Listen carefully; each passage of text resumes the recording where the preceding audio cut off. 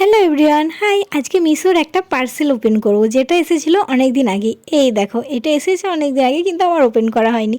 আর এটার দাম ছিল 279 টাকা। অবশ্যই আমি ওপরে তোমাদেরকে ছবিটা দিয়ে দেবো যে কেমন এসেছে আর কেমন দেখিয়েছিল। হ্যাঁ, পার্সেলটা যখন খুললাম আমি, আমার মনে তো একটা এক্সাইটমেন্ট ছিল। এই পার্সেলটা যেহেতু আমার না, অতটাও থাকেনি। পার্সেলটা হচ্ছে আমার বোনের, সামনে যেহেতু ওর বার্থডে আসছে, আমি ওকে বলেছিলাম যে তোকে একটা জামা গিফট করব। সেই হিসেবে ওর জন্য আর কি ওয়ান পিসটা আমি কিনেছিলাম। ওয়ান পিসটা আমার তো খুব পছন্দ হয়েছে, কারণ কোমরটা আর হাতের কাজগুলো না গার্ডার সিস্টেম ছিল, তা পরলে খুবই সুন্দর লাগবে। এরপর ওকে আমি বললাম যে তুই কোনটা নিবি বল। ওকে ও দেখিয়েছিলাম, ওর একটি পছন্দ হয়েছিল, কিন্তু আমি সাইজটা একটু গড়বড় করে দিয়েছিলাম। আমি এস সাইজ দিয়েছি, ওর এস সাইজেরও ছোটোটা লাগবে আর কি।